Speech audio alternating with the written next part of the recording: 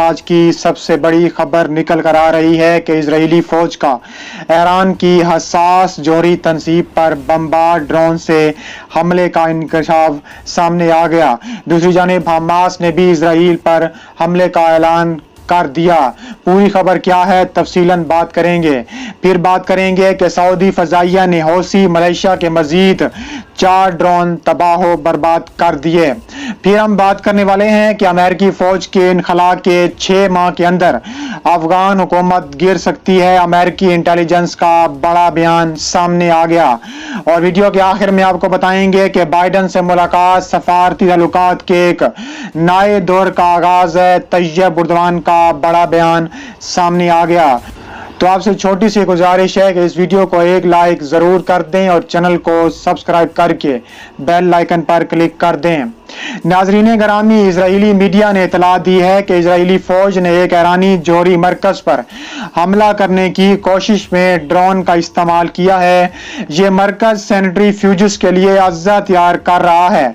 दरियासना सरकारी टेलीविजन के मुताबिक तेहरान ने बुध के रोज ऐलान किया है कि उसने ईरानी जौहरी तवानाई तंजीम की इमारत को निशाना बनाने वाली तकरीब कारी की कार्रवाई को नाकाम बना दिया है। इस कार्रवाई में किसी किस्म का नुकसान नहीं पहुंचा। इसके अलावा बुध की सुबह जौहरी तवानाई तंजीम की एक इमारत के खिलाफ तकरीब कारी की कार्रवाई नाकाम हो गई। इससे कोई जानी और माली नुकसान नहीं हुआ, लेकिन कहा जा रहा है कि इजराइल का बहुत बड़ा नुकसान हुआ है। ईरानी खबरसां एजेंसी अरब न्यूज ने बगैर किसी तफसीलात के अपनी वेबसाइट पर इस वाक़े की इतला दी। रिपोर्ट में मजीद कहा गया है कि जौहरी तवानाई तंजीम से वाबस्ता मरकज की हिफाजत के लिए उठाए गए इकदाम की वजह से इस इमारत पर होने वाला हमला नाकाम बना दिया गया। टेलीविजन ने इमारत और उसके मकाम या उस ऑपरेशन की नौइयत के बारे में तफसीलात फराहम नहीं की। ये एक ऐसे वक्त में सामने आया है जब तेहरान और बड़ी ताकतें ईरान के जौहरी प्रोग्राम से मुतल्लिक मुआहदे को बहाल करने की कोशिश में वयाना में बातचीत में मसरूफ हैं। 3 साल कबल अमेरिका एक तरफा तौर पर उस मुआहदे से पीछे हट गया है। इस्लामी जमहूरिया ईरान ने इससे कबल अपने मुकाबिल हरीफ इजराइल पर जौहरी मुआहदे की सख्त मुखालफत करने का इल्जाम आयद किया था। ईरान का कहना है कि उसकी जौहरी तंसीबात पर हमलों में इजराइल का बहुत बड़ा हाथ है। दूसरी जानिब हमास ने इजराइल पर ताबड़तोड़ मिसाइल हमलों का ऐलान कर दिया, जिससे इजराइल के नायब वजीर आजम की चीखें निकल गई। हमास के नुमाओं का कहना है कि वो शहाब ड्रोन के साथ साथ ड्रोन भी इजराइल पर ताबड़तोड़ हमले करेंगे, इजराइल को सबक सिखा कर रहेंगे। अगर इजराइल ने मजीद ऐसा कोई हमला करने की कोशिश की तो इजराइल को नेस्तो नाबूद करके रख देंगे।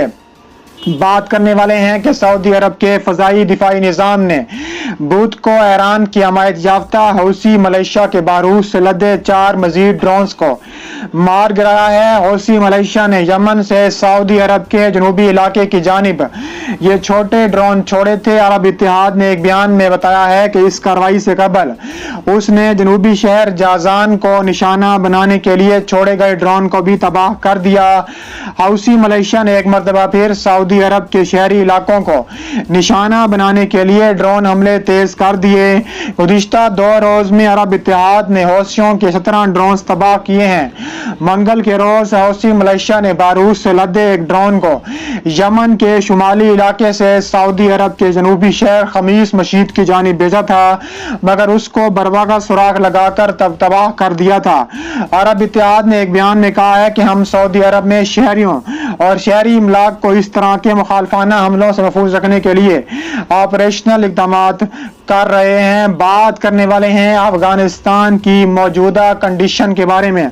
गुज़िश्ता हफ्ते अमेरिकी इंटेलिजेंस के जायजे में तजीजा खस किया गया था कि अफगानिस्तान से अमेरिकी फौज के इनखला के 6 माह के अंदर अंदर अफगान हुकूमत नाकाम हो सकती है और अफगानिस्तान टूट सकता है। अमेरिकी वज़ीर दिफा लॉयड ऑस्टिन कल बुध के रोज कहा था कि अफगानिस्तान से इनखला का ऑपरेशन 50 मुकम्मल हो गया है। ये तालिबान के मुख्तलिफ इलाकों पर कब्जे से इनखला के फैसले पर कोई کوئی اثر نہیں پڑے گا۔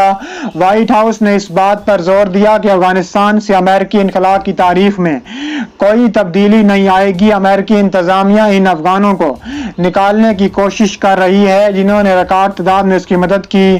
امریکی انٹیلیجنس ایجنسیوں نے گزشتہ ہفتے اپنے اندازوں پر نظر ثانی کی جب طالبان نے شمالی افغانستان میں گزشتہ ہفتے بڑے پیمانے پر علاقوں اور شہروں کو اپنے قبضے میں لے لیا تھا۔ امریکی وال اسٹریٹ جرنل کے مطابق عام طور پر امریکی انٹیلیجنس کا نیا جائزہ جس کی پہلے اطلاع نہیں دی گئی تھی امریکی فوج کے ذریعے تیار کردہ تجزیے کے مطابق ہے۔ فوج پہلے ہی اپنے 3500 فوجیوں اور آدھے سامان کو افغانستان سے نکال چکی ہے، بقیہ 9/11 تک نکال لیے جائیں گے۔ اس کے علاوہ بدھ کے روز طالبان جنگجوؤں نے تاجکستان کو ملانے والی گزرگاہ اور شاہراہ پر قبضہ کر لیا۔ طالبان افغان فورسز کے درمیان مزار شریف کے اطراف اور کنوز شہر میں گمسان کی لڑائی جاری ہے۔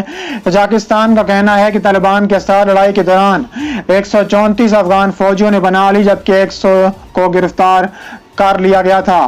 اب ہم بات کرنے والے ہیں ترکی کے بارے میں۔ ترکی کے صدر رجب طیب اردوان نے کہا ہے کہ امریکی صدر جو بائیڈن سے ان کی حالیہ ملاقات سے دونوں ملکوں کے درمیان سفارتی تعلقات کے ایک نئے دور کا آغاز ہوا ہے۔ دونوں رہنماؤں نے گزشتہ ہفتے برسلز میں نیٹو سربراہی کانفرنس کے دوران ملاقات کی تھی۔ اردوان نے پیر کے روز کابینہ کی ایک میٹنگ کے بعد بتایا کہ ہمیں یقین ہے کہ ہم نے ایک نئے دور کے دروازے کھول دیے ہیں جو امریکہ کے ساتھ مثبت اور تعمیری تعلقات پر مبنی ہیں۔ انہوں نے مزید کہا کہ ہم بائیڈن کے ساتھ اپنی بات چیت کے مثبت لہجے سے امریکہ کے ساتھ رابطوں کے اپنے چینلوں کو مستحکم کر کے ملک کے لیے ممکنہ زیادہ سے زیادہ فائدہ کرنے کے تئیں پر عزم ہیں۔ اردوان نے اسی کے ساتھ بتایا ہے کہ انہوں نے بائیڈن انتظامیہ سے ایک درخواست بھی کی ہے کہ ترکی کا صرف ایک مطالبہ ہے کہ ہر شعبے میں اس کی اقتصادی اور سیاسی خود مختاری کا احترام کیا جائے، دہشت گرد تنظیموں کے خلاف ترکی کی جدوجہد میں اس کی مدد کی جائے۔ اردوان کے مثبت تبصروں کے باوجود دونوں ممالک کے مابین مختلف سیاسی اور علاقائی امور پر گہرے اختلافات موجود ہیں۔ اردوان نے شام میں کرد گروپوں کے خلاف متعدد فوجی کارروائیاں کی ہیں۔ ترکی کا دعویٰ ہے کہ ان گروپوں کے ممنوعہ دہشت گرد تنظیم PKK کے ساتھ تعلقات ہیں۔ امریکہ شام میں اسلامک اسٹیٹ جیسی جہادی تنظیموں کے خلاف محاذرہ ان کرد گروپوں میں سے بعض کی مدد کرتا ہے اور امریکہ ترکی کو روسی ساکھ کے لیے S-400 میزائلوں کے فروغ کا بھی سخت مخالف ہے اور ان میزائلوں سے ترکی کا دفاع نظام مضبوط ہو جائے گا۔ اردوان نے اسرائیل کی حمایت کرنے کے لیے بارہا امریکہ کی نکتہ چینی کی ہے۔ ترک صدر فلسطینیوں کے ساتھ اظہار یکجہتی کرتے ہوئے دیکھے جاتے رہے ہیں۔ اس برس جب بائیڈن نے عثمانی دور خلافت میں ارمنائی شہریوں کی ہلاکتوں کو قتل عام قرار دیا تھا تو اس کے بعد دونوں ملکوں کے تعلقات بھی کشیدہ ہو گئے تھے۔